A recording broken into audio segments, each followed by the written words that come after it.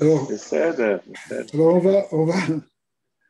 on va reprendre en fait la suite du shur d'hier, qui est en fait, on va voir le troisième cours ici maintenant sur la lettre Yud.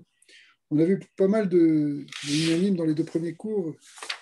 Notamment, ce qu'on a vu hier, c'est qu'on a retrouvé ce qu'on avait déjà vu au début, que le Yud est à l'origine même de toute la manifestation, de tout ce qui va exister. C'est la lettre primordiale, en quelque sorte. C'est le point à partir duquel tout va se développer. C'est une Nekuda qui va après se développer sous forme de trois kotsim, trois extrémités, qui va donner tout le principe du Cheder, Chesed, Rachamim, les trois axes de la création.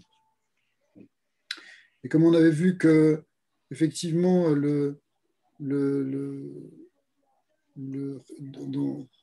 d'après le Raphaël Vital, on avait expliqué que ce que disait le Raphaël Vital sur le Tzimtzum, que tout commençait par une Nekuda au centre, et une contraction à partir de cette Nekuda qui est la volonté de créer ce monde au sein de l'infini des possibles du vouloir de Dieu. Et ce point central qui est le Ratzon Leitiv, qui est à l'origine de tout ce qui va exister, eh bien le Ri Saroug, Rabbi Israël Saroug, qui était un autre disciple du Harizal, explique que ce point, c'est en fait un Yud. Et donc le Yud, lui, le Merkaz Tzimtzum, il le voit comme une lettre Yud. C'est un enseignement qu'il a reçu du Harizal aussi, mais que Raphaël Vital n'a pas ramené. Lui, il a ramené le Ri Saroug que c'était une lettre Yud, et en fait, donc le Yud contient toute la possibilité de tout ce qui va exister après. Un peu comme si on prend un exemple aujourd'hui dans la vision un peu actuelle, on va dire, parce que ça peut évoluer, la vision des scientifiques, elle peut évoluer au fur et à mesure, mais dans le modèle actuel, on parle du Big Bang, où tout part aussi d'un point qui contient tout, qui contient toute la création, toute l'existence de manière contractée en lui. Eh bien, les Mekoubalim, bien avant ce modèle actuel, parlaient symboliquement d'une lettre Yud qui contient tout. Et après, ce Yud se développe et va donner en fait tout ce qui va exister. On avait vu aussi que, étant donné que le Yud correspondait à la première lettre des dizaines, c'est-à-dire la deuxième ligne, des lettres dans le Haïk Bakar, eh bien cette deuxième correspond à ce qu'on appelle le Keli Emtsai. Après, c'est le Keli Chitson. Mais le Keli Pnimi, c'est les unités, c'est ce qu'on a vu avant. Et en général, ces trois niveaux, Pnimi, Emtsai, Chitson, correspondent aussi à ce qu'on appelle Chabad, Chagat, Naï. Et donc, en réalité, Yud, c'est le premier des Chagat. Chabad, voulant dire les gares, les Shosha Rishonot, ce sont la dimension justement divine, purement divine de la création, qui est au-delà de la création, pardon. Et avec Chagat, ben, ça commence les vagues, c'est la Briat Haolam. Donc la Briat Haolam, elle est basée sur le nombre 6, 7, puisqu'il y a 6 jours, plus le 7e jour qui est Shabbat. Mais en fait, ça commence par le Keter des vagues, qui est Yud. Parce que, encore une fois, le Keli Emtsai, ça correspond à Chagat. Donc, Chagat Nei, ce sont les 6 suivantes inférieures. Chagat Neim, on pourrait dire avec moi. Donc, le Yud, c'est le début de la Bria, en fait. Parce qu'au départ, au-dessus de tout ça, excusez-moi, ça correspond à ce qu'on appelle les gares. Et ça, c'est le côté divin. Même quand on parle, nous, des gares en général, on parle au niveau des gares de vac. Mais les gares amitim, la dimension complètement divine de la création, complètement, le côté complètement divin, on n'a pas réellement accès, au divin qui est dans la Bria. Alors, quand je dis ça, c'est évidemment tout ça c'est BRR, parce qu'il y a une Torah Ta'echim qui fait que tout est relatif et qu'on peut monter de degré en degré. Mais le Yud représente donc le début de la Bria Ta'olam. C'est pour ça que ça correspond bien à ce qu'on voit ici dans ce symbole-là qu'a donné le Rissaroui, où le Yud, c'est le départ de toute la Bria. Hein, tout ce qui va avoir dans ce cercle, c'est ça au sens très, très, très global, la création. Enfin, c'est la création avec ça comprend toutes les sphirotes, évidemment, donc c'est quelque chose qui est au-delà du Olam Abriya à proprement parler, mais toute la manifestation, tous les Netzalim, toutes les émanations, etc., sont contenus et partent de ce Yud. Donc le Yud, c'est vraiment le début du Bereshit. D'accord? Alors pourquoi c'est un bet dans Bereshit? On avait vu que dans le Bereshit, dans le bet de Bereshit, quand on avait étudié la lettre bet, le bet, il avait aussi une nekuda à l'intérieur, un point. Et ce point, en réalité, c'est aussi ce Yud, c'est la même chose. Comme si le bet représentait ce cercle et le Yud, le point qui est à l'intérieur de ce cercle. C'est comme si ça, c'est un bet. Mais qu'on avait vu là-bas que c'était un peu plus complexe que ça, parce que le bet, en fait, c'était au départ un même sophite qui avait été ouvert. Enfin, non, on ne l'avait pas vu ensemble, mais c'est expliqué dans les Tikkuné Hazohar que le même, il est fermé des quatre côtés, un peu comme dans un cercle, alors c'est un carré, mais c'est la même chose. D'ailleurs, on va parler aussi de Tzimtzum. Ça, c'est le Tzimtzum qui est marqué au début du Etzraïm, mais il y a d'autres Tzimtzumim qui sont représentés par un carré, même un Tzimtzum qui précède ça. C'est pas le prix de Tzimtzum Rishon. Tzimtzum qui est au contraire vu comme un malbouche, qui est vu comme un riboua et non pas comme igoula, et qui représente le même sophite. Et ce même sophite, lorsque le côté gauche s'ouvre, ça devient le bête.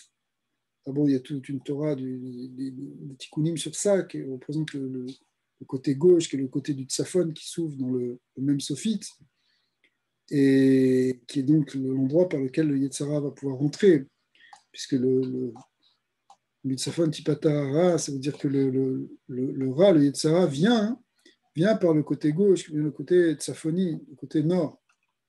Et d'une certaine manière, la Briat Olam, elle donne cette porte ouverte. C'est pour ça qu'il y a dans le bête aussi un côté ouvert et qu'il va falloir en même temps savoir de temps en temps fermer pour en refaire un même sophite, comme un peu dans l'image du mikvé où c'est le monde qui ne perd plus de ses influx, qui n'est plus soumis à la Touma.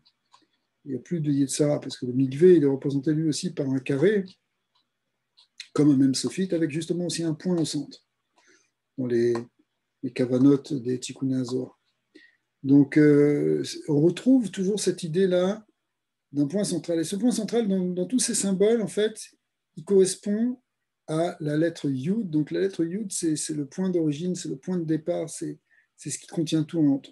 Alors maintenant, on va reprendre le texte avec un autre aspect de la lettre Yud. Évidemment, tous ces aspects sont liés. On a commencé ce passage hier, on va le reprendre aujourd'hui.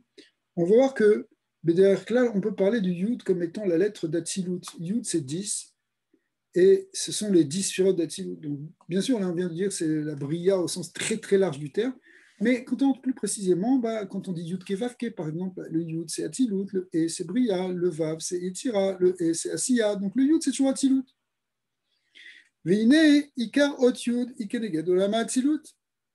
C'est le Ikar. Omnam Kol Mashesh Batsilut Yesh Domé la Zeberi Loma Bria. Mais comme le monde d'en bas est fait à l'image du monde d'en haut, toute la structure qu'on avait dans Atsilut, elle doit se reproduire d'une autre manière, d'une manière un peu comme une projection dans le monde de Bria. Donc on va trouver encore ce Yud avec ces trois pointes, ces trois extrémités, qui correspondent à ce qu'on appelait Rosh Torsof, chez l'Otayud, comme on avait vu justement dans le schéma, on peut revoir aussi ici, de Rosh Torsof, qui était, si on arrive à le retrouver, voilà que ce schéma, si vous voulez, c'est comme si ce cercle représente, c'est le même cercle que celui qu'on a vu tout à l'heure, mais c'est comme si maintenant ce point qui était au centre, on l'a grossi énormément, et on voit en lui que c'est un Yud, en fait, vous voyez, ça c'est une lettre Yud, très très schématique, avec ces trois kotsim, qui correspondent à ce qu'on appelle le Rosh, c'est-à-dire l'origine. Le Tor, ça veut dire ce qui est intermédiaire, et le Sof est la fin. Le Sof, c'est la fin, c'est l'aboutissement. Donc on a Rosh, Tor, Sof, et tout l'univers reprend sur cet Erelion, sur le Rosh, Tor, Sof. Il y a toujours un début, un milieu, une fin dans tout. C'est quelque chose qui est déjà marqué dans Sefer Yetzira, quelque chose qui est très très profond. Rabbi Abraham Aboulafia a beaucoup parlé de ça. C'est quelque chose qui est pnimi. Le Ramchal aussi parle de ça dans ce qu'on appelle Yichud, Reshav et Sofa, qu'on voit dans plusieurs Mahamarim, Bon, en tout cas, ce Rosh Torsof, on le retrouve aussi, on le retrouve dans le Olam Bria. Dans le Olam Bria, il y a aussi un début, il y a un milieu, une fin. Quand on dit début, c'est pas simplement au sens temporel des choses. Mais ça veut dire, par exemple, il y a un roche. Le roche, ça veut dire, c'est au départ quand tout est encore unifié. Ça, c'est le début. Après, il y a le tor. Il y a le tor, c'est-à-dire quand les choses elles rentrent dans la dualité, elles se développent sous forme de bien et de mal, de or vechocher, de yom valaila, zachar unekeva. Puis après, il y a le sof, où finalement, on va retrouver ce qu'il y avait au début. Mais après être passé par un intermédiaire. C'est ça ce qu'on appelle le Yichud Rechav et Sofa, c'est-à-dire qu'à la fin, on retrouve le début, mais on a gagné quelque chose grâce au tort, grâce à ce passage intermédiaire. Donc, toute la création se justifie par ça, puisqu'au départ, elle vient de Dieu et elle retourne en Dieu. Mais il y a tout ce temps où il y a Dieu et le monde. Et comme on a expliqué plusieurs fois, il y a plusieurs manières d'envisager ça, soit comme on voit qu'il y a Dieu et que nous, on est dans le monde d'en bas et on reçoit un petit peu de son influx, premier niveau, soit envoyer Dieu comme celui qui est à l'intérieur du monde, qui est l'âme du monde, soit envoyer même le monde comme un aspect de Dieu. Et en vérité, quand est-ce qu'on verra que le monde est un aspect de Dieu? C'est quand on arrive au Sof, où on retrouve cette idée-là qui était déjà dans le Rosh. Si on va au tout départ, le monde est complètement inclus dans Dieu. Et ce n'est qu'à la fin que on le retrouve. C'est à la fin qu'on retrouve en fait cette idée-là qu'à nouveau le monde est inclus dans le divin. Mais pendant toute la période intermédiaire, dans tout ce moment-là où justement il y a tout ce passage qui est en même temps symbolisé par ce trait, on appelait les Mesharta ou les Meshartines, comme c'est expliqué dans les Mahamarim, dans le Shem Shebo, que ça représente en même temps tout le développement qui va passer, qui va faire passer du Rosh au Sof. D'accord? Donc, on a on va du début jusqu'à la fin, et ça, donc, on le retrouve déjà dans la lettre Yud.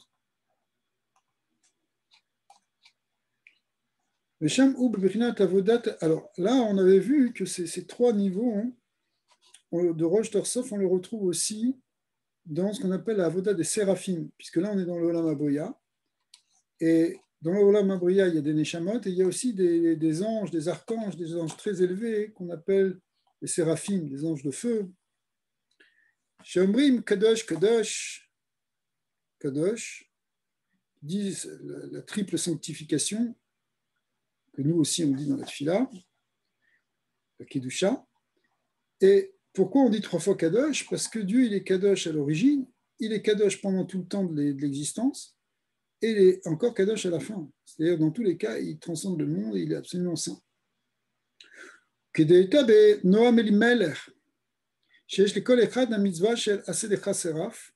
ce qu'on a vu hier, on le reprend aujourd'hui, c'est un très beau passage, c'est cette explication extraordinaire du Noam Elimelech, qui parle sur cette mitzvah qui avait été dite à Moshe Rabbeinu de faire un serpent d'airain à la suite de tout l'épisode où les Béné Israël se sont plaints et se plaint à Dieu à Moshe au sujet de la nourriture, que Dieu leur a envoyé des serpents venimeux qu'on appelle le séraph parce qu'il a un venin qui brûle. Eh bien, ils commençaient tous à être piqués, c'était une catastrophe. Eh bien, pour la réfoua de tout cela, pour arrêter cette épidémie, eh bien, Hachem a demandé à Moshe de faire un nachash hanechoshet, de faire un serpent d'airain, donc il y avait une forme de séraph, de serpent lui-même. Et c'est ça qui a arrêté. Maintenant, le Noam Elimelech, il prend ça au niveau de la avodat Hashem de chacun. Il dit, cette idée qui a été de faire un séraph, il faut qu'on se le fasse nous aussi. C'est un peu qui nous parle à nous aussi. C'est-à-dire la avodat Hashem Yitbarach bebeknat seraf. Il faut arriver à être comme un serpent brûlant dans notre avodat Hashem. Qu'est-ce que ça veut dire? Ou beseraf eita sheyesh eslo gamken bebeknat shel rosh torsof. Alors qu'est-ce que ça veut dire? En réalité, c'est que on doit être, ce séraph, c'est en fait comme un séraphim. C'est comme des séraphim. On doit être comme des séraphim, comme ces anges-là. C'est quoi? C'est que il y a une notion de dans ces anges aussi, il y a cette notion de roche torsof qui se traduit par ce qu'on a appelé Beshtaim Yechase Panav, Beshtaim Yechase Gariglav, Beshtaim Yofef, qu'avec les deux ailes supérieures couvraient la tête, les deux ailes inférieures couvraient les pieds et les deux ailes intermédiaires permettaient de voler. D'accord. Ça, on avait déjà vu dans d'autres shurim, que ça représentait ça correspondait à la kavana qu'on a dans un Bekoar. Puisque dans un Bekoar, non, c'est pas celle-là, dans un Bekoar, en fait, on a à chaque fois, dans chaque verset, on a 6 mots, et ces 6 mots correspondent aux 6 ailes des séraphim, donc qui servent, sauf que 2 sont utilisés pour voler, c'est celles qui sont marquées ici, alors que les 2 premières couvrent la tête et les deux suivantes couvrent les pieds. Beshtaim Yichase Panav, d'accord, c'est Anna Bekoar. Beshtaim Yichase Raglav, c'est Gedula Timitra. Ou Beshtaim Yofel, c'est-à-dire Tzroura. Et ça, on le voit pour tous les versets de Anna Bekoar. Donc, Kabel Rinat, c'est aussi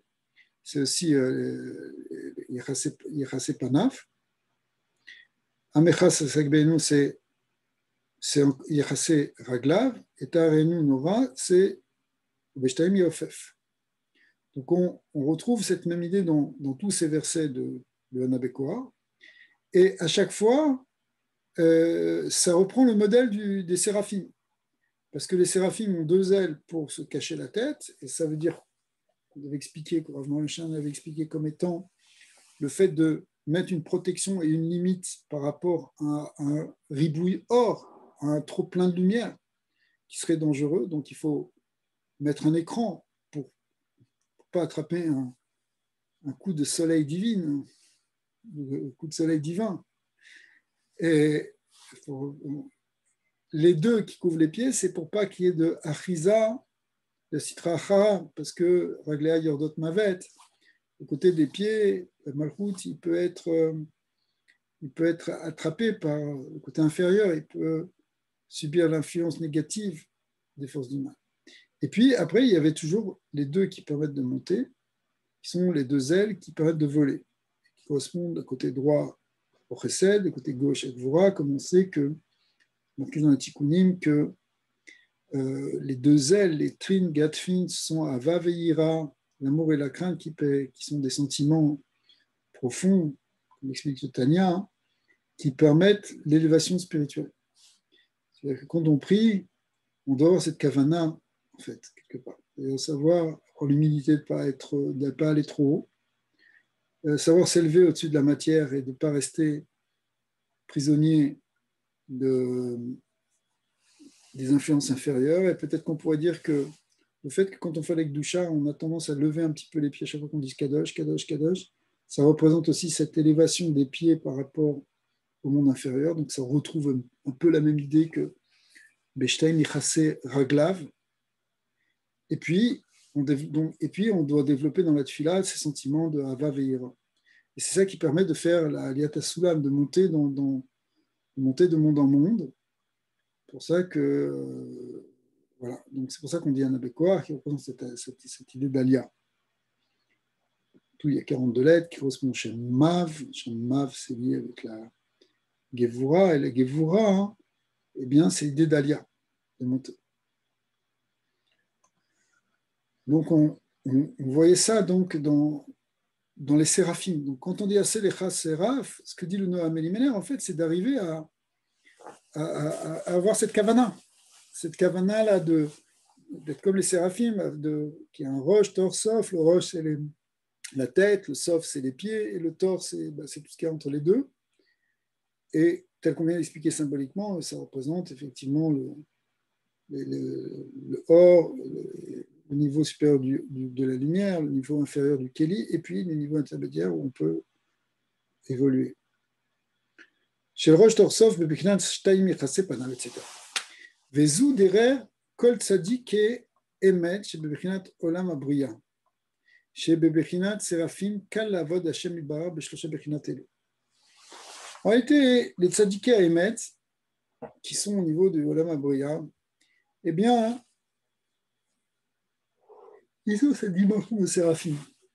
Et pour eux, c'est facile de servir Hachem avec ces trois niveaux. Comme chez Masbir Rabbeinu Atzimar Tzedek Zia, chez Bebechinat Shtaim Yechase Panav, ou chez Rotzim Leitached Imabore Kol Almin. C'est quoi cette idée de Shtaim Yechase Panav? C'est qu'en fait, on a un désir dans le ratso, dans l'alia, dans le fait de voir monter, d'arriver à un yichud avec le boré. Mais il faut faire attention, parce qu'il ne faut pas se perdre dans tout ça. Ça peut être trop fort. Alors, Yefshar Baolam Abriya, L'Itached Beor Ensof Mitzadat Smut. Les vouches, el Torah Kedusha. Tu ne peux pas le faire sans Torah, tu peux faire rien que le Ensof, rien que le Ensof. Il y a des moments où tu peux avoir cette kavana. Mais Bederech Klal, il faut que ça s'habille dans la Torah. C'est quoi? C'est ça, Yechase Panav. Yechase, les ailes des anges représentent ici la Torah. La Torah Kedusha, Shemot Kedoshim, Shebichinat HaRosh, la Chabad. Tout ça, ça correspond au Rosh. C'est pas ici Chabad, puisqu'on a vu que ces trois niveaux, ça correspond aussi à Chabad, Chagat, Nei. Donc là, le Rosh, c'est Chabad. Ubeshtam Yechase Raglav, Ubechinat Kiyum HaTorah Mitzvah, Lemaaseh, Ubechinat Sof V'Naim. Donc c'est quoi Yechase Raglav? Alors concrètement, maintenant il nous dit, le Tzemar Tzedek, ça correspond à Torah Mitzvot. Donc, Yechase Panav, c'est qu'il faut se couvrir la tête avec des divrei Torah, avec l'étude de la Torah. Et les pieds, il faut se couvrir, entre guillemets, avec les Maasim Tovim. On comprend l'image. Omnam kan shanu medabrim betzadikim shebechinat serafim baolamot ha'elyonim shem bebechinat olamot ha'marshava. Bon, c'est très bien tout ça, parce qu'on parle des grands tzadikim qui sont dans le monde de la pensée, là, dans le monde de Bria, le mot ha'marshava. Hacham gam ha'maasim v'hamitzvot הם מעשים של מחשבה שזו עבודת הייחודים שנרשבים בבחינת מעשים. À niveau du Breya, au niveau de la pensée, c'est quoi l'action? Il n'y a pas d'action. Si il y a une action, c'est très intéressant de savoir ça, c'est que le fait de faire des yehudim, c'est considéré comme un maasé à ce niveau-là. C'est quelque chose, c'est une kavana, c'est quelque chose qui demande. C'est comme s'il y a une action spirituelle, évidemment pas physique, qui est au niveau de la pensée, mais c'est comme une action spirituelle. Donc, on peut parler ici de maasé. Donc finalement, Torah ou mitzvot, on a dit que les mitzvot, c'est pour protéger les pieds, mais quand on dit mitzvot, c'est aussi les kavanot et les yichudim.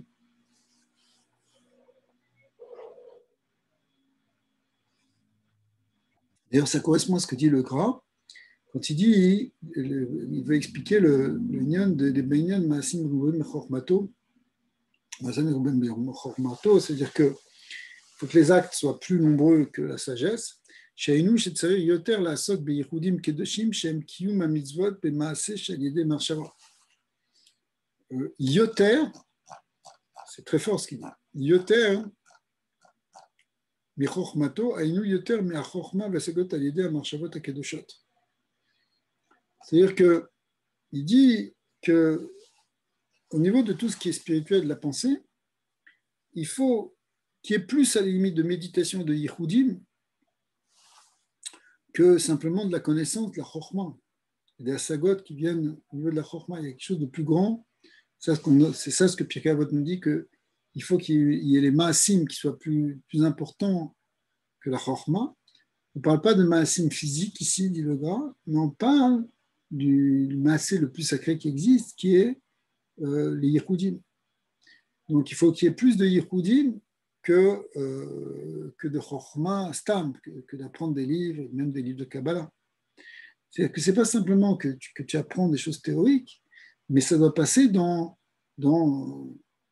un maasé, c'est-à-dire dans quelque chose qui va agir au moins à l'intérieur de toi, puis qui peut avoir une action dans le monde aussi. C'est pour ça que c'est une action spirituelle, mais c'est considéré comme un masse. Et c'est ça qui compte le plus.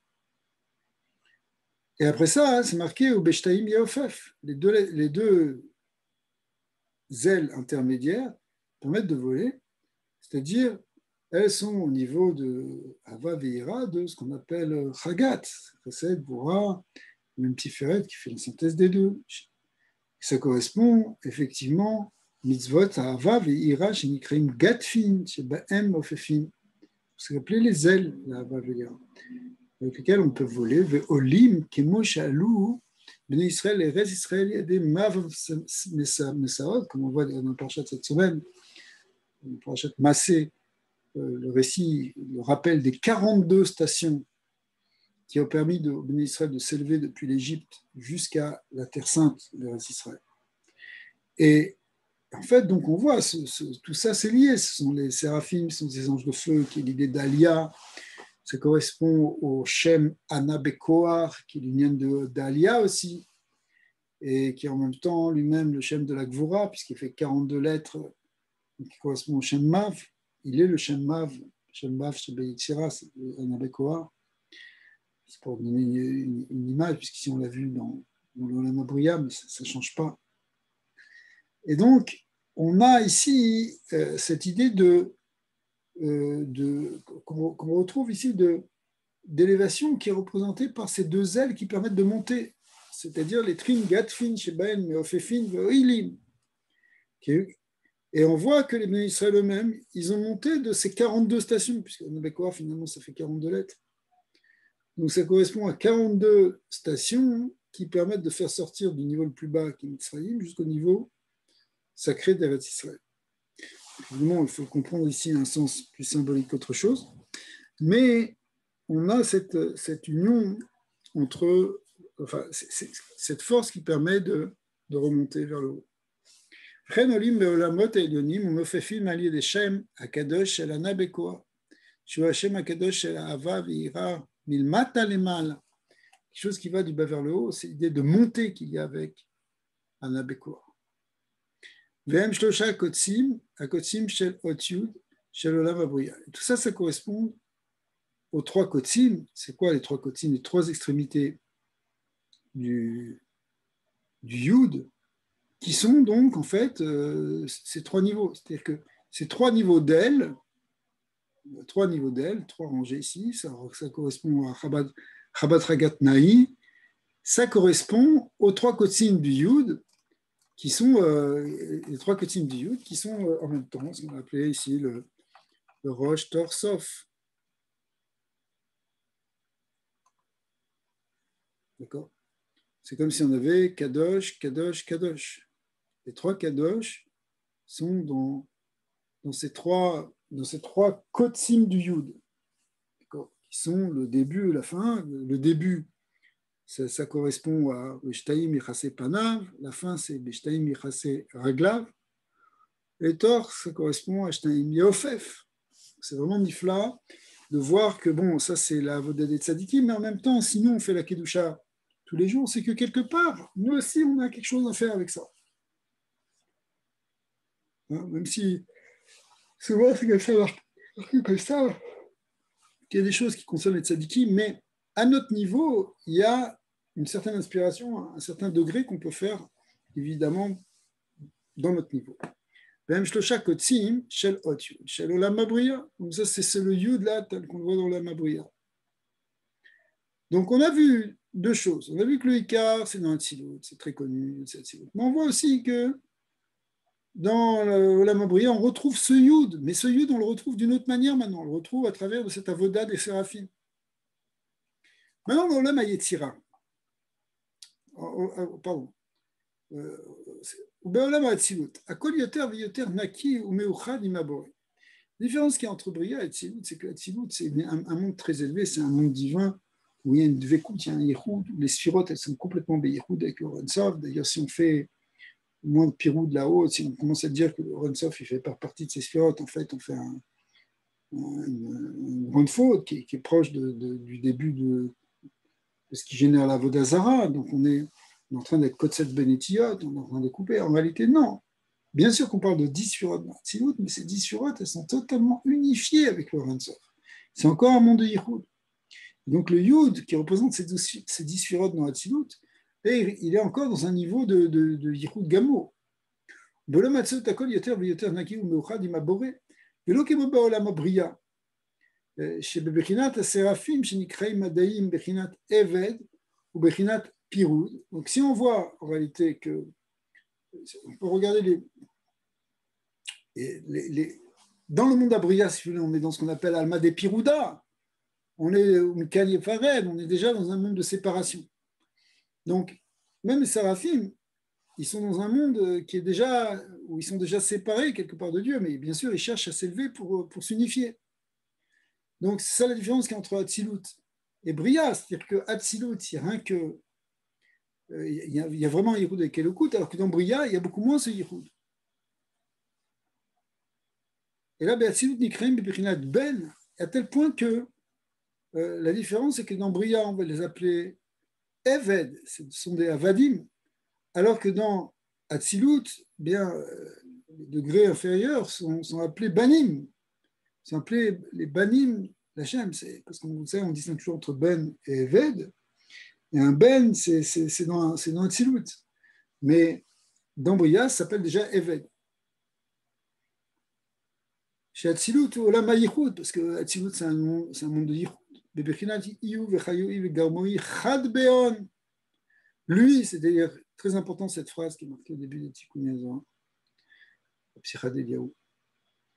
Iyu, c'est dire lui, son essence, Atzmuto, lui, ouais. Eh bien, Iyu Vechayoi, lui et les lumières, Chayoi, c'est la Chayut des Sphirotes, donc la lumière qui a le or, qui a dans les Sphirotes d'Atsilut. Vegarmoi, qui veut dire des Kelim en araméen. Et les Kelim des Sphirotes, c'est pas simplement que cette essence divine, elle fait un avec la lumière divine qui est dans les Sphirotes. Mais elle fait un aussi même avec les Kelim, Chad Beon. Donc c'est un mamash, un monde de Yichud. En vérité, quelque part, on n'a rien à unifier dans l'Atzilut, parce que tout est déjà un. Ok. C'est pas moi qui explique comme ça, c'est le Rampra. Il dit, bien sûr, il faut continuer à faire les kavanotes. Mais au fond, il y a d'autres kavanotes qui sont peut-être plus profondes que ça. Qui sont peut-être moins compliquées, mais plus profondes. Qui visent à repenser et à revivre dans la tfila le fait que il y a un yichud complet même dans le Olam Hatarton, que Dieu il fait un dans la création, qu'il n'est pas séparé. Et en réalité, là il dit entre parenthèses quelque chose qui est intéressant. Il dit ça, cet aspect-là, quelque part, il se retrouve dans tous les mondes. Et dans toutes les dorotes, même dans notre génération, l'Ikveta de Meshicha, on est en train de marcher vers le Mashiach, talon du Messie. Chez Nirshavim, à nous, Pechinat Asiya de Asiya, on est à cause de la descente des générations, on est dans un degré de, pas seulement de Asiya, mais dans la Asiya de la Asiya, mais peut-être plus encore. La Falpiken, Shayal et Daber, Mikol Bechinatelu. Alors, on peut se demander qu'est-ce qu'on a besoin de parler de tous ces degrés supérieurs, puisqu'on n'a pas de rapport, c'est peut-être pour les grandes sadikim, mais encore peut-être les sadikim d'une autre génération, j'en sais rien. Mais c'est pas vrai, parce que c'est chayar de parler de toutes ces bichinat, de bechol olam ve'olam yeshnam kol bichinat ak ve'abiya, שבכל דרגה ודרגה יש את כל המציאות וכל המדרגות. C'est pour reprendre ce qu'on fait au début d'Israël, mais c'est ce qui a été beaucoup développé par le Rachat chez le Torah Tracham, c'est qu'en vérité, on retrouve tout dans tout. Donc si on retrouve tout dans tout, on retrouve aussi, même dans le monde de la Asiya, il y a aussi une Bechina de Hatzilut de Asiya, et c'est une Bechinat Ak de Asiya, et cette Bechinat Hatzilut et Ak, pour nous c'est Ak, pour nous c'est Hatzilut. Donc on est concerné en vérité par cet enseignement qu'on a dit sur Hatzilut. Donc ce Yud, qui est le modèle de Hatzilut, en vérité, il nous intéresse nous aussi pour comprendre Bia, puisque Bia va être à l'image de Hatzilut. ועוד, יש להוסיף, אף על פי הכלל שכתבנו כמה פעמים, בעזרת השם, Bechol Limud de Otziot. Alors, il y a un principe qu'on a déjà vu d'ailleurs, quand on étudie les lettres. Shav Shesh Bechina, Shebechitsoniut Yoredot, Dargata Otziot Mimala Lemata. On a vu que même si parfois on a l'impression qu'il y a une descente, que tout d'un coup les lettres elles sont en train de descendre, ouais. Votalet Gavoa Umeola les fusées Meotbet. Donc, puisqu'il y a une descente, on pourrait représenter le Aleph en bas, le Bet ensuite, Gimel, etc. Et donc le Aleph il est le plus haut, puisque c'est la première. Les fusées Meotbet, Vechel les fusées Shura Sheni de Aik Bakar. Pechuta midargat shura rishona. Alors en plus de ça, c'est pas simplement ça, c'est toute la shura, toutes les lettres qui valent une dizaine en gematria, eh bien, elles sont en dessous des unités, donc elles sont dans un niveau inférieur. Donc elle est pechuta midargat shura alef. Alors tout ça, parce qu'on dit qu'effectivement il y a une descente, que c'est plus bas, etc. Mais ça, c'est seulement lorsqu'on parle, c'est simplement quand on voit les choses à un niveau chitzonite, c'est au niveau des kelim. Mais hors de kelim, mais quand il s'agit d'amener la lumière dans les kelim, là c'est un peu différent, c'est même le contraire. C'est des otiot, mata les maala. C'est ce qu'on appelle ici mimata les maala, comme dans un roser, c'est ce qui permet de remplir le keli. D'accord? Il faut qu'il y ait un keli qui s'exprime pour pouvoir recevoir la lumière, qui exprime son désir de recevoir la. Et donc, ici, c'est les otiyot, on va les apprendre dans un seder afour. C'est-à-dire qu'on va partir, on va pas partir du Aleph. Ouais. Chez Bekeli Yoter Namo Mamshrim Darko, les Toho Or Gavoua Yoter. Pourquoi? Parce que plus un Keli va être bas, plus il va être capable de recevoir de la lumière. On a vu au niveau de notre avoda, c'est que même quand on a un cœur brisé, une sorte de Shvirat Kelim, en réalité, c'est là que peuvent grandir notre émouna et qu'on puisse avoir une hashpa qui nous vient de l'extérieur, mais une grande hashpa. Ouais. Donc ça veut dire quoi? Ça veut dire que plus le Keli il est bas, et plus le or il peut être grand. Azaï Seder Otiot, Mi Mata Limala, c'est un Seder qui est du bas vers le haut. Chez Bekeli, Yoter Namo Mamshrim Darko, Velo Toko Or Gavoa Yoter, comme on a expliqué, Keli est plus bas, on va amener la plus grande lumière. Bechinatzu, Are, Shura, Ashnia, de Aik Bakar, Gavoa Mesho Ashrishon. Pratut od yud gavoa meot alef shalea. Donc en réalité, cette deuxième choura, par rapport au guilou du or qui peut se faire dedans, elle est plus grande, elle est plus élevée. Et en particulier, la lettre yud qui est la première donc qui contient tout le principe de cette ligne. Toute cette ligne va dépendre de la première, qui est justement c'est la fonction de. Ouais, tu veux dire quelque chose? Tu pourrais réexpliquer, je n'ai pas trop bien compris. Ouais. Alors, il y a un principe qu'on a vu plusieurs fois, c'est qu'il y a une inversion entre les kelim et les orot. C'est-à-dire que plus un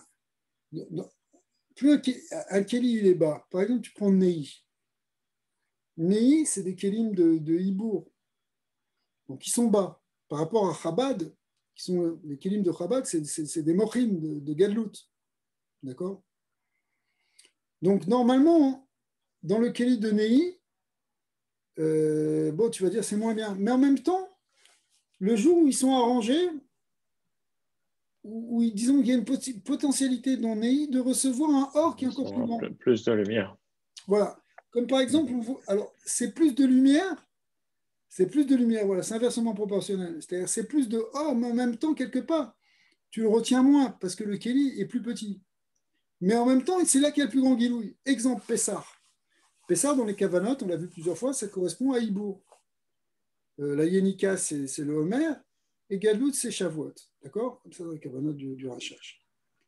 Donc, effectivement, tout le sod de Pessah va reposer sur les sphirotes de Nehi. C'est pour ça que Nehi, ça correspond au Ibour, donc au Bar, c'est le moment de la Leda, c'est le moment le bébé dans le monde de sa mère, toutes ces choses-là. C'est pour ça que le Korban Pessah, il est Rocho al-Kochav, il est recroquevillé et nous dit, comme c'est marqué dans le Rizal et dans le Tzemar Tzedek, que ça correspond au fœtus, parce que tout Pessah, on est comme des bébés, on est en train de naître. Mais en même temps, le plus grand Gilou Shrina, d'une certaine manière, il est au moment de Pessah. On est des bébés, mais on est élevés comme des rois, et il y a une lumière qui vient dans le Olam Asiya, qui est le zivouk le fameux zivouk de Asiya, qui est Bechinat déjà un guéder de Léati de Lavo, il se fasse le soir de Pessah. C'est pour ça que la tfila de Harvit du soir de Pessah, elle est tellement, tellement élevée. Le seder de Pessah lui-même, il est tellement élevé. Pourquoi? Parce que bien qu'on soit dans une Bechinat de Nei, de Hibou, il y a un très grand Giloui. Olam Tarton, parce que Nei, c'est le Tarton. Et il y a un très grand Giloui du Orensov. Comme on avait expliqué aussi, le Nyan de Nei qui est le Nyan de Hibour, donc c'est le bébé dans le ventre de la mère. Et comme dit la Gemara, c'est que le bébé, quand il est dans le ventre de sa mère, Yesh ner dolek al rosho, il voit la lumière le Or HaNe'erav, la lumière primordiale de la création. Il voit tout le Or Ensof d'un bout à l'autre de l'étendue du monde. Mais d'un autre côté, il n'a pas encore une tfissa au niveau des kelim, on va dire sikhli, pour pouvoir le saisir. Mais en même temps, il voit tout. Quelque part, après, bon, c'est sûr que tu vas faire grandir les kelim avec voilà, à un niveau pchat, l'enfant, on va lui apprendre à parler, on va lui apprendre à étudier, il va se construire. Donc, en fait, il grandit ses kelim. Mais la lumière qu'il avait dans le ventre de sa mère, elle était beaucoup plus grande, en fait. Elle était plus grande. Mais maintenant, il a des kelim qui sont plus raffinés, plus développés. C'est les kelim de Gadlout. Et il faut arriver au kelim de Gadlout parce que finalement, à la fin, pas simplement qu'il y aura Gadlout à Rishon, Gadlout Bet, mais qu'il y aura des Aliot dans cette Gadlout, on arrivera à un moment à retrouver le or qu'on avait en tant que bébé. On le retrouve même maintenant dans la Gadlout avec des kelim qui sont plus développés. Mais de manière générale, ça c'est après tout le tachlit de la Avoda, mais c'est que les kelim plus bas sont en même temps ce qui permet alors, comme on avait vu aussi, ça rejoint tout ça, c'est des enseignements qui se rejoignent et qui sont très intéressants dans la Avodat Hashem. C'est que, comme c'est marqué dans le Zohar, que Kadosh Baruch Hu, il est mishtamesh be manin tavirim, be kelim shvurim. C'est-à-dire que les kelim brisés, qui sont justement les petits kelim, qui sont justement cette bechina de Nei, eh bien, Kadosh Baruch Hu, il les utilise. Et ça veut dire, le sod de Jurat HaKelim, c'est le sod aussi ici de ce qu'on a vu comme la notion de Lev Nishbar. Que Kadosh Baruch Hu, il est proche de quelqu'un qui a le cœur brisé. On le voit dans des inyanim de Teshuvah et de Avodat Hashem, comme on lit par exemple dans les Gurot Teshuvah qu'on lit en ce moment dans le Tanya, c'est que pour arriver à une Shuvah Ilaha, qui est une inyan de Dvekut et de Yichud avec Hashem, il faut d'abord passer par une Shuvah Tata, qui vient par une forme de Marash Roua, enfin, qu'il faut contrôler évidemment, mais un lèvre brisé, savoir, voilà, qu'est-ce qu'on a fait encore, enfin, une Shuvah qui commence par un lèvre brisé, par un cœur brisé. Donc ça, c'est très important. Cette notion-là de Nei ou de lèvre Nishbar, etc., ça se rejoint. C'est que le Kadosh Baruch Hu, voilà, il se révèle avec celui qui est humble. Donc on a toujours cette idée-là. Alors, ici aussi, ce qu'on voit, c'est que finalement, Euh, c'est vrai que la lettre Yud, elle est dans la deuxième ligne, donc elle est le début en fait des vagues, mais donc on pourrait dire bah, c'est moins bien que le Aleph et c'est sûr, le Aleph il passe avant, le Aleph, Bet, Gimel, c'est les gars. Mais d'un autre côté, il y a une possibilité dans les niveaux plus bas d'avoir aussi plus de révélations que ce qu'on avait avant.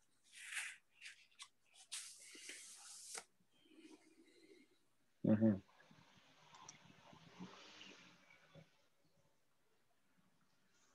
Pour relire ce classique, D'accord. pour le relire un peu rapidement,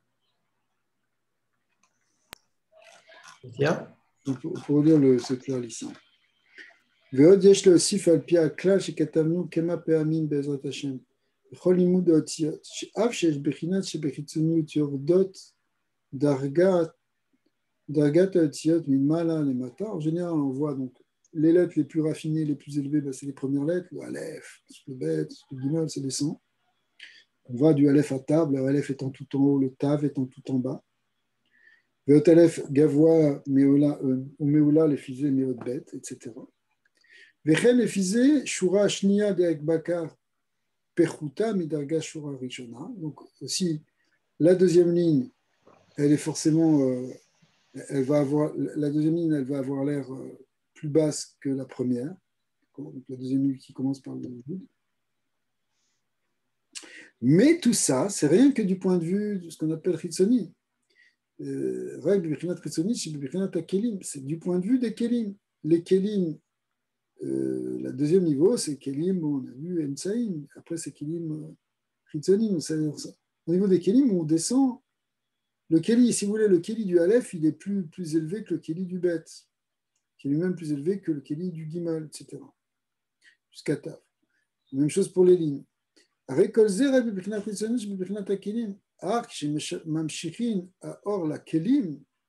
si la lumière, on l'amène dans les Kelim, Azaï, Seder, Otiyot, Emil, Matalimana. Alors les lettres, il faut les voir autrement maintenant, si tu regardes du point de vue des Oroth. Les Oroth qui sont entrés effectivement dans les Kelim, mais c'est quand même du point de vue des Oroth. Chez Bekeli, Yoter Namur, Mamshirim, Darko, ou les Toicho, Or, Gavoa Yoter.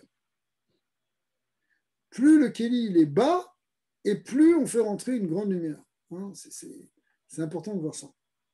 C'est pour ça que plus une personne elle va être humble et plus elle va recevoir de la lumière. Plus elle se fait petite, plus elle se fait shiraïm, et plus en vérité elle est baignée d'un or makif et d'un or pnimi qui peut trouver une place chez lui. Ah, pourtant, il sait qu'il n'est pas grand-chose, il a conscience qu'il n'est rien, mais justement, c'est quand ton Kelly il est bas qu'il y a un plus grand or.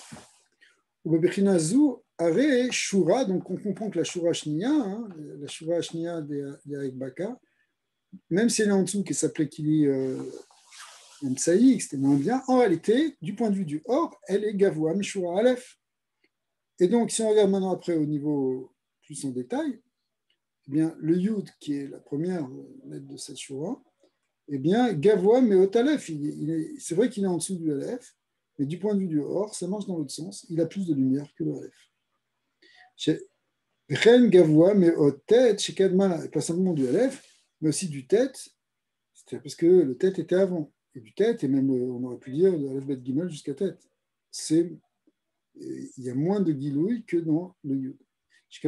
Les Zou Abiyo, Bame chez Kishanu Ot Yud, les Ayud Elion Beyoter, chez Bimkom Atzimtzum Arishon, Verkoulé. C'est pour ça qu'en fait, ce Yud là, il est, on l'a lié avec ce qui avait été dit au début. Alors ça, c'est un peu plus compliqué à comprendre, mais c'est qu'effectivement, qu'est-ce qu'on a dit? On a dit que ce Yud, bon, c'est le Yud qui est à l'origine. Mais ce Yud qui est à l'origine, c'est comme si, voilà, on va le reprendre ici pour comprendre.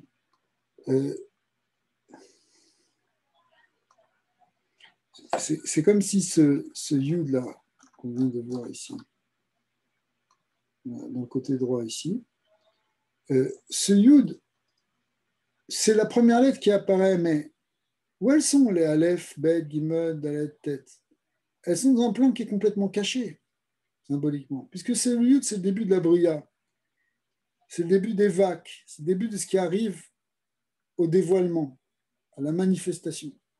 Donc, de Aleph à tête, ce sont des kélim plus élevés, plus raffinés, plus profonds, qui sont dans le non manifesté, qui correspondent à ce qu'on appelle les gares, alors que Yud, c'est le début des vagues. D'accord? Comme on le voit encore ici, on le voit ici. Voilà. Ça, c'est gare, c'est la première rangée. Vague, c'est les deux rangées qui suivent. D'accord? Alors, bien que Yud, il est plus bas, donc en réalité, il est le début du Gilouï de Or dans la manifestation. C'est pour ça qu'en fait, au niveau du Or, il va les dépasser parce qu'avant, on ne le voit pas, ce Or-là. Il est trop caché. Il est né là. C'est pour ça que c'est lié, ce qu'on vient de dire ici, c'est lié avec cette histoire de lettres.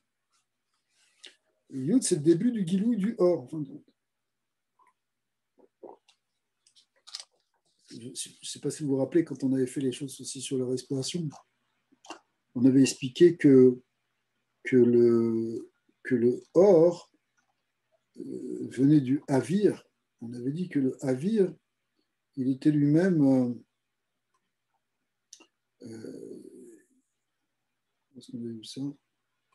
On avait vu la distinction, la polarisation entre du Havir qui donnait Or Yud. On ne voit pas forcément ici. Je crois que c'était ici, mais voilà. Bon, ça saute à chaque fois, c'est pas grave. Ça a l'air trop profond pour nous. Voilà, voilà. Ah, pourquoi ça ne reste pas? Ça ne reste pas. Ok, alors en tout cas, ça ne reste pas, mais c'est pas grave, parce Parce que le schéma respire aussi. voilà, le schéma il respire, l'ordinateur il commence à saturer. Voilà. Tu vois, il y a marqué Avir là. En fait, c'est l'idée que Avir, c'est Or Yud. Hein, c'est le Tzimtzum, il fait apparaître le Or et le Yud. C'est-à-dire que à partir du moment où il y a le Yud, je crois qu'on va arrêter ce partage-là, celui-là, parce que oh là là. Alors, oh là là. Alors, parce qu'en fait, le Or et le Yud, au départ, il y a le Havir, mais le Havir, c'est l'éther primordial, c'est le Ensof. Donc, on ne voit rien du tout. Mais à partir du moment où il y a une contraction dans un point, et ce point, on l'appelle Yud, ben, qu'est-ce qui reste? Il reste Or. Donc, le Or, il apparaît quand il y a le petit Kéli qui est en train de se faire, qui est cette Nekuda, qui est ce Yud. C'est le Kéli, il a l'état le plus bas, en fait. Il a l'état le plus petit. C'est l'état de contraction le plus grand. C'est la katnout la plus grande, en fin de compte. Certainement, d'une certaine manière, la Nekuda du Tzimtzum, c'est la katnout extrême. On parle aussi dans un diagramme. Voilà. C'est-à-dire tout est concentré dedans. Toute la potentialité, en fait, c'est une potentialité. Donc, c'est une potentialité comme un bébé. Un bébé, il est dans un état de potentialité. Il est bécoir.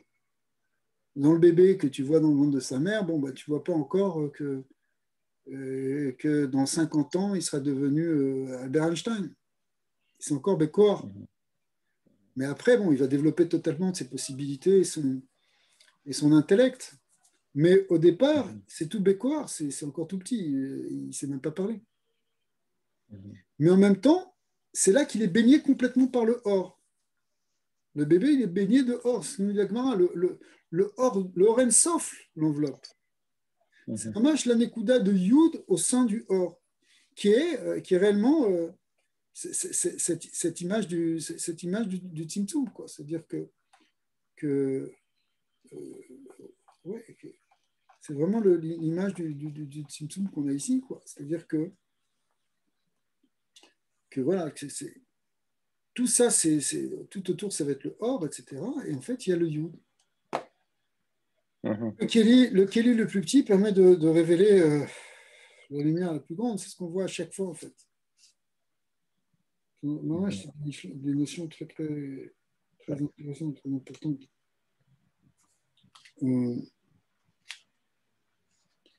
Ok.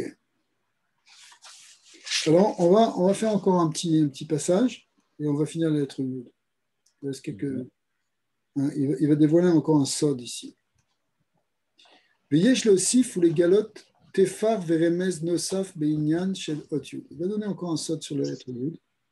Shene katavnu bimkom acher shel Baal Shem Tov HaKadosh. Ça, c'est Nifa, vous allez adorer ça.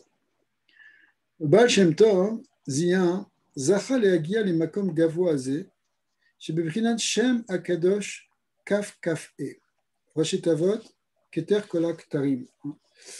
D'où est-ce qu'on apprend ce passage qu'on apprend dans la Megillat Esther, quand Haman a promené Mordechai sur un cheval royal, etc., c'était donc la Kamat HaMalchut de Mordechai, et au contraire la descente de Haman, eh bien, qu'est-ce qu'il disait? Il disait Kacha ya'aseh la'ish asher hamelech chafetz beikaro. Kacha. Ainsi, ya'aseh, on fait à l'homme dont le roi désire son kavod.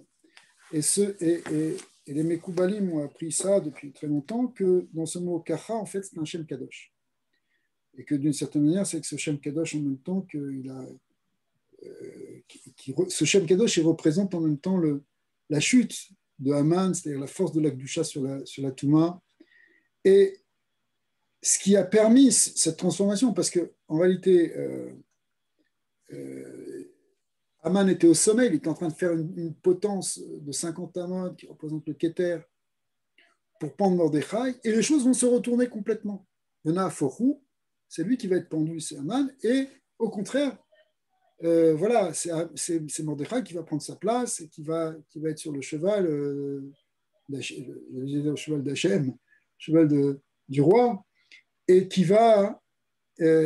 Donc, ce retournement, il vient d'une force qui est libérée à ce moment-là, qui s'appelle la force de Keter, comme on l'avait vu longuement dans les Kavanot de Purim.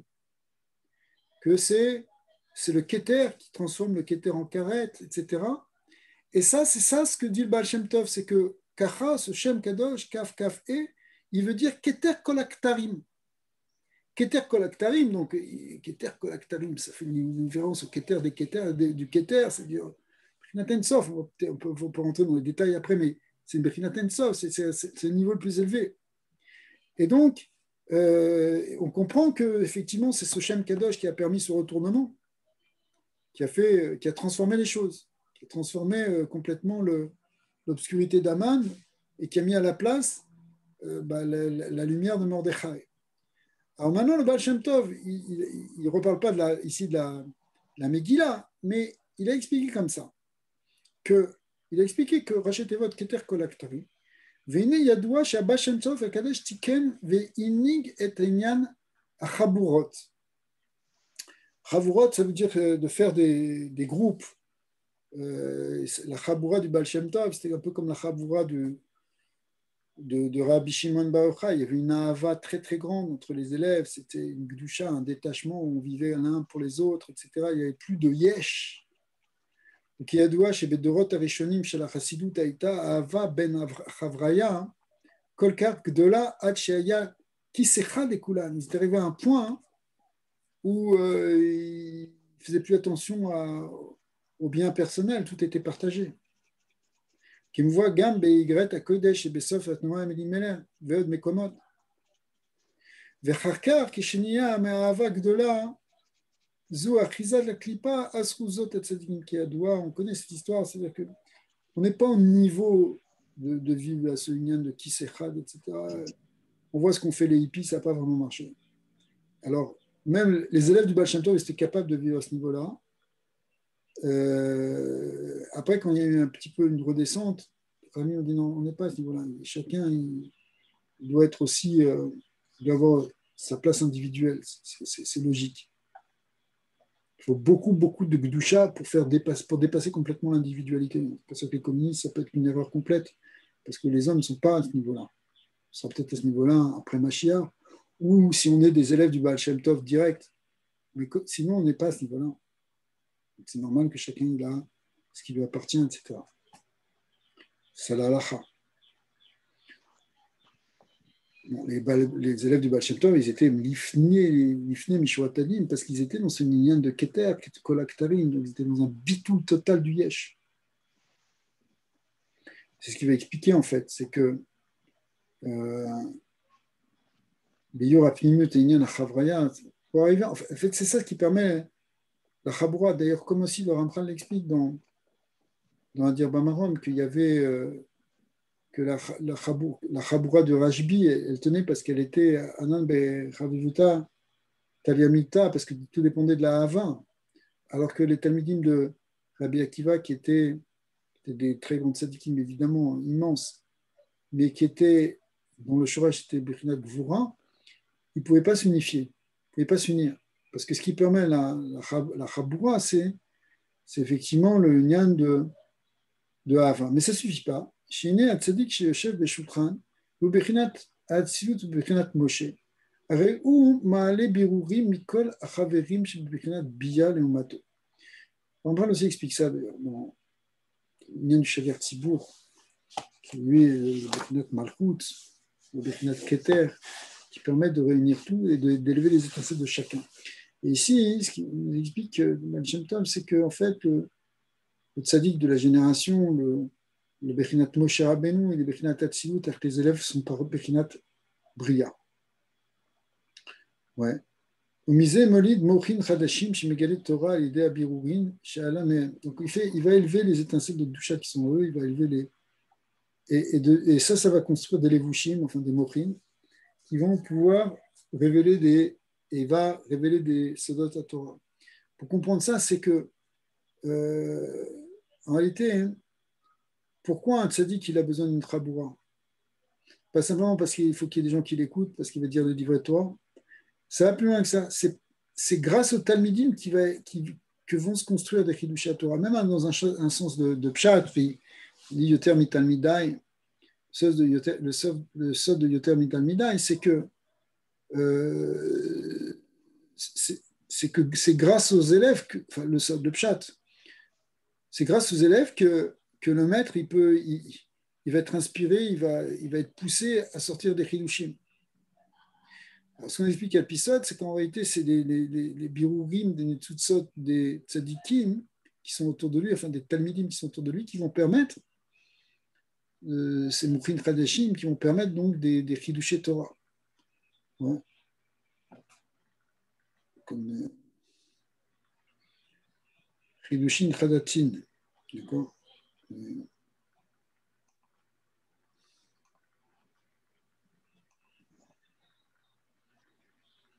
Donc, dans une chaboura, lorsqu'il y a cette chaboura, c'est ça qui va permettre au tzaddik de sortir de tout son enseignement Torah.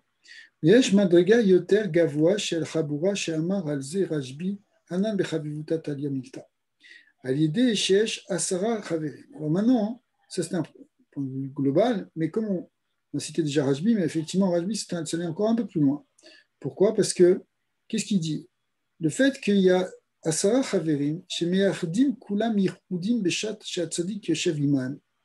Comme on le voit au début de l'Aïdra, que avant de commencer à leur donner l'enseignement de l'Aïdra, il les attache les uns aux autres, il leur prend les mains, il lève les mains ensemble, ils s'attachent tous par les mains et ils font des Yichudim ensemble. C'est-à-dire que les Yichudim que les Chaverim vont faire au moment où le Tzadik va dire sa Torah, et en réalité, c'est ça qui va faire que les Chaverim eux-mêmes ils vont pouvoir monter de niveau et rentrer dans le Olam HaAtzilut, le monde du Tzadik, le monde là où il est, ce Rabbi Shimon Bar Yochai, par exemple. Eh bien, j'imagine Kulam Yichudim Beshat Shatzadik Yoshev Imam, Ad Shekol Echad Olev Nichnas Lebechinat Atzilut, donc tous rentrent à un niveau Atzilut. Quand on dit Atzilut, c'est BRR, c'est ce qu'on appelle Atzilut Apratit Shelo, son niveau d'Atzilut par rapport à lui. Av Shelumat Atzadik Nirshaf Kebia. Évidemment, par rapport au tzaddik, le tzaddik est dans un RR qui est beaucoup plus grand. Donc, eux, ils sont encore dans une ligne de bria, de bia. Mais, aval ze keilu atzilut de bia. Bazé nasim kulam keneshama achat. Et tout ça, hein, ils font qu'ils sont unifiés comme une seule neshama. Ce yichud-là, il est extraordinaire parce qu'il va permettre de s'attacher après une neshama tzaddik, qui s'attache, donc ils sont tous une neshama qui s'attache à la neshama du tzaddik, un yichud, ou bazé olé. Et à ce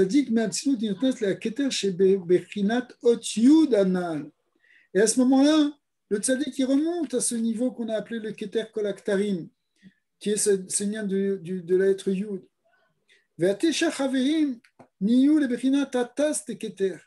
Donc lui, il est le Keter de Keter, et eux, ils sont les 9 Sirot, puisqu'il y a 10 élèves symboliquement, les 9, ils sont les 9 autres Séphirot, alors que le Tzadik ici, le Bechinat Rashbil ou le Bechinat Keter, mais Bechinat Keter de Keter. Donc, il est Keter de Keter, Keter Kolaktarim, qui Bechinat Yud, et les autres, ils sont les tasses de Ktarim. Donc, c'est ça que c'est vraiment Nifla, c'est-à-dire qu'en fait, ce Yud, il représente aussi le Rosh Achabura Kadisha. Les Bechinat Amala Sheesh les Hot Yud Me'al Od Aleph. Et de ce point de vue-là, le Yud est plus grand que l'Aleph par rapport à Shot Aleph Bechinat Keli Pnimi. On a vu, donc il a dans la première Shura, donc il est Keli Pnimi. Mais chez Meramez, à la Tzadik Keshu Beatzmo. Ben oui, c'est le Tzadik, bien sûr, c'est le Tzadik le Aleph. Mais c'est le Tzadik qui est seul. Chez Mitached les Ma'ala, donc il est dans son Yihoud avec le haut, quand on sait que le Aleph il représente le Yihoud du haut et du bas, c'est le Yud d'en haut, le Yud d'en bas, le Vav qui fait le Yihoud, etc. Donc c'est tout le Yihoud du Aleph. Et c'est extraordinaire. Ar Beot Yud, chez Bebechinat Keli Emtsaï, mais si on voit le Yud dans la deuxième Shura comme le Keli Emtsaï, chez Bebechinat Pirou, on a l'impression que c'est déjà les vagues, c'est déjà le Piroud. Chez Meramez, à la Tzadik, chez Nimsa, Bechitzon Yud, Bebechinat Piroud, Mitvekut chez Yoshev Imyud Anashim, on a l'impression qu'il est déjà sorti un peu de son bureau, de sa solitude pour rentrer maintenant en contact avec 10, donc il est déjà rentré dans la multiplicité et donc éventuellement dans la dispersion. Mais en vérité, ce n'est pas vrai. Pourquoi ? Parce que Are Em Yecholim Lasot Sham Yichud, au contraire, ils vont faire un Yichud à 10 maintenant. Ou les galotes à Yichud, Bimkom à Piroud, c'est plus grand parce que c'est Bimkom à Piroud, il est descendu au niveau de Bia, au niveau des Talmidim, mais là-bas, ils font un Yichud. Chez Mitkashrim, c'est-à-dire comme on l'a expliqué, qui s'attachent les uns aux autres, ils s'attachent avec le tzaddik, chez Mitkashrim, à Chaverim, im Neshamot, à tzaddik, à l'idée chez Gamken, aussi Yichudim, des filles d'Argatam, parce qu'eux, ils font des Yichudim, comme on voit encore une fois au début de la Hydra Rabbah, où ils font tous des Yichudim, là, les fameux Yichudim sur les armes symboliques, qui en fait sont des Yichudim axés sur le Yichud Hashem. On veut détruire le serpent, la clipa qui nous empêche de voir l'unité. Et donc, en fait, ils le font et ils s'attachent au Yichud en s'attachant en même temps à un Neshama du Tzaddik. Et de ce point de vue, aussi, Yichudim, les fiches d'Arkam, ils montent dans un degré de Hatzilut pour eux. Avec évidemment une intention et des sentiments de Hava et d'union. Ils parviennent à un niveau d'égalité avec le tzaddik. Besod anan bechavivuta talian milta. Donc il n'y a plus cette crainte qui crée une séparation transcendantale du tzaddik avec la personne. Au contraire, il se retrouve proche du tzaddik par la hava. Donc c'est ça le inyan de Chibou et même d'Ishtavut, on se retrouve pratiquement au même niveau que le tzaddik. Azaï, Yachol tzaddik le'alot les Yud ha'elyon ou les Rut Torah miolam gavoazou. C'est pour ça qu'à ce moment le tzaddik il peut monter dans un niveau supérieur, il devient ce Yud qui est le Keter Kolaktari, et là-bas il va chercher une Torah Chadasha. Il faut ça aussi par exemple quand on décrit l'ambiance qu'il y avait lorsque Rabbi Nachman dévoilait des Torot. Il y avait tous ces talmidim autour, c'était un moment de dvekout très fort avec ses élèves les plus proches. Il montait et il descendait des sodot de Torah.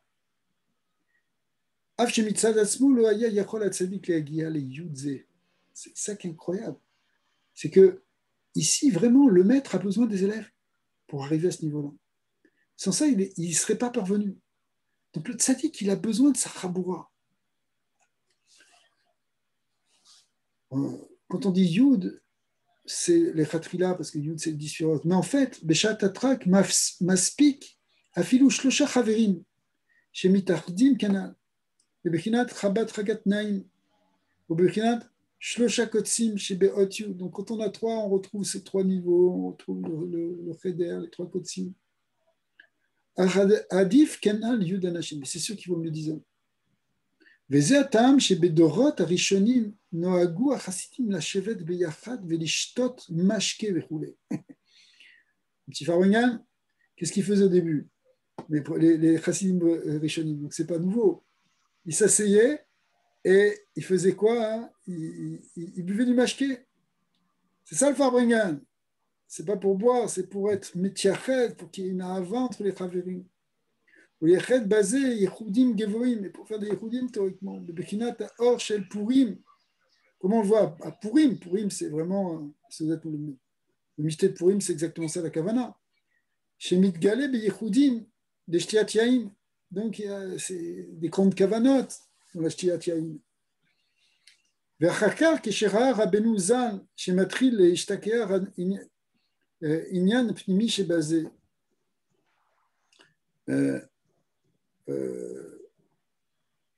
On parle ici de Rabbeinu Zal, de Rabbi Nachman, qui, lui, il a vu que chez ses élèves, le Farbangan, ça risquait de tomber dans quelque chose de Hitzoni.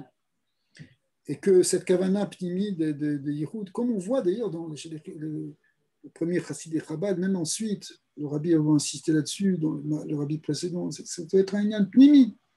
Mais que s'il y a un risque que ce soit plus pnimi, Vechashash était achizat bechitzoniut, lilo pnimiut, asar ou bitel inyan ashtia. Donc chez Breslev, on ne boit plus. De'efshar liyached gamken be'yeshiva, be'tzaftat, be'ahava, be'seuda ve'lelo mashke meshaka. Parce qu'il dit, oh, tu n'es pas obligé de boire pour arriver à ça.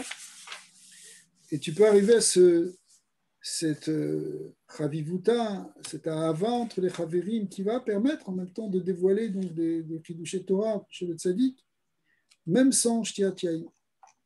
Comment arranger ça avec l'Admor Hazaken? Le Admor Hazaken, il a gardé cette coutume. Il a gardé cette coutume en disant que non. Ah, c'était du Baal Shem Tov à la base? Ouais, je pense que c'était peut-être même déjà à l'époque de la Mishnah, c'est déjà avant. Mais le fait de faire une Seouda, c'est une chose, maintenant de boire. Mais tu vois, c'est autre chose. Attention, on n'est pas obligé. Finalement, on aurait pu faire un Farbregen sans boire aussi. Voilà, mais c'est ce qu'a dit Rabbi Nachman. On se serait réunis, on aurait dit. C'est ce qu'a dit Rabbi Nachman. Avec du coca, avec des bons jus. Voilà. Moi, je ne suis pas en train de faire la promotion de l'alcool, mais on voit que même dans la Gemara, dans plein de choses, où on voit des Tanaïm, des Amoraïm qui s'assoient et qui s'assoient pas pour faire forcément un michté au sens de faire la fête, mais pour une Seudat Yaïn. Ils se réunissent pour boire du vin. C'est toujours surprenant. Mais tu vas voir, dans plein de cas, dans les marins, c'est ramené comme ça. Tu dis, mais qu'est-ce qu'il faut boire du vin? Même de la viande. Oui, de la viande, mais même du vin. Tu as une référence peut-être? Oui, on peut en trouver c'est dans le Tanya, il en parle. Non, mais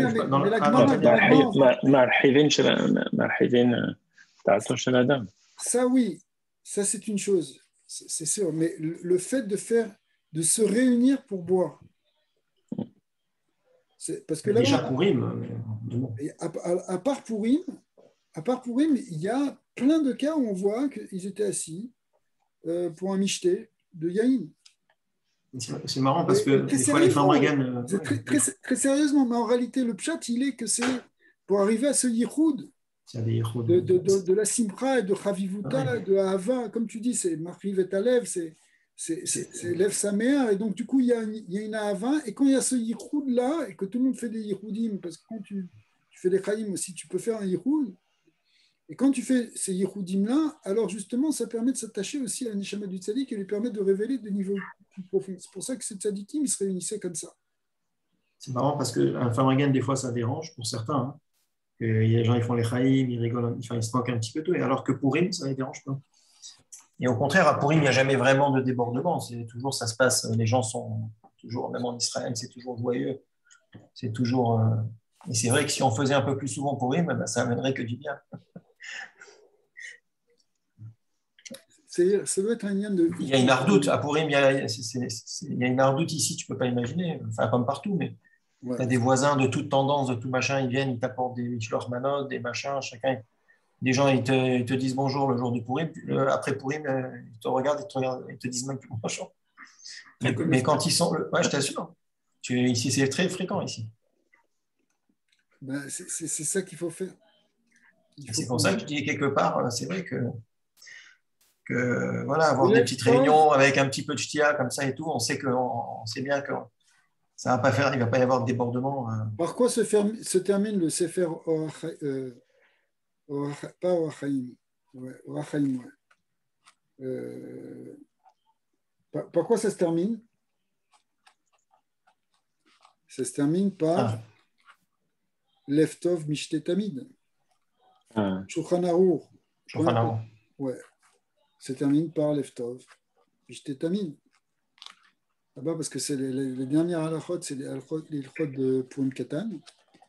Et le Rama est conclu par cette phrase en disant les attachés qu'on puisse faire la fête tout le temps. Et le Yekouté Halachot, il est basé sur Rachaim, non? Ouais, sur Rachaim, sur Yeredea, sur tout le Shulchan Aruch, mais la partie qu'on étudie le plus du Shulchan Aruch, c'est la partie au Rachaim. Qui conclut avec ça. Voilà, mais ici, il est en train de parler d'un niveau de kavanot élevé, en fait, hein, de tzadikim. Mais bon, écoute, si le rabbi faisait les chaim avec les gens dans les farbonien, il avait sa raison aussi. Quand il passait des heures à faire les chaim avec chacun, à montrer son cos, etc., chacun guettait, attendait pour faire les chaim, et qui saluait chacun, il y avait une kavana. Il y a une kavana de yichud, bevadaï. וכל זה הוא בחינת של ייחודי יוסף בהתחברות עם נשמות ישראל, שזה בחינת האור של דוד, שאף שיוסף למעלה מדוד, comme on a expliqué plusieurs fois que lui il est בחינת עתיק alors que David est בחינת אריה, אך כשמצטרף לאור של יוסף, לאור של התחברות עם נשמות ישראל שהיא בחינת אור דוד, יכול אז הצדיק שבבחינת יוסף לעלות לבחינת משה. Ça rejoint ce qu'on a dit sur Mashiach ben Yosef, Mashiach ben David, ce qu'on avait vu dans les lettres précédentes. Finalement, il y a une union entre Yosef et David, et que grâce à ça, Yosef il monte dans un niveau, il devient Moshe Rabbeinu dans le gouffre de David, Magia, les Mikomot, Agevoa, les Shoresh Kol Sharashim, et il a atteint le niveau du Shoresh Kol Sharashim, c'est-à-dire ce Yud. Yochal le Amshir Mishan Torah, Shei Yoter Gavoa, Meatiro Shel Nevoat Yosef. Ou Bechinat Torah de Leatid Lavo, et donc c'est ça correspond à cette Torah qu'on aura. Cette Torah du Mashiach. Yiratson shenizake bimera le gilui Torah de l'atid lavo al yedei Moshe Rabbeinu alav hashalom goel rishon goel acharon niske la'alot b'ma'alot hakodesh lilmod lelamed lishmor ולעשות ולקיימס כל דברי תלמוד תוירו כל דברי תורו באהבו ולהשיג כל מה שמוטל עלינו להשיג ובכלל שיבוא שבע וחזרה לזמן לזמן שיהיה נר דלוק על ראשנו וצופים היינו בו מסוף העולם ועד סופו בבחינת בן דמחפש בגניזה דמלכה ועל ידי זה יהיה תיקון כל הבריאה בתיקון שלם במהרה בימים פשוטים תקף ומיד אלתר אמן כן יהיה רצוי. Et voilà. Amen. C'est les bons enseignements sur le Yud. Tu m'as donné envie d'aller voir le Morgenstein. Ah oui, il faut. Ça fait longtemps que je n'ai pas été là. Demande-lui des brachot pour nous. Tu veux que je demande pour toi? Pour tout le monde. Et pour Yitzhak, tu veux Yitzhak aussi? Bien sûr.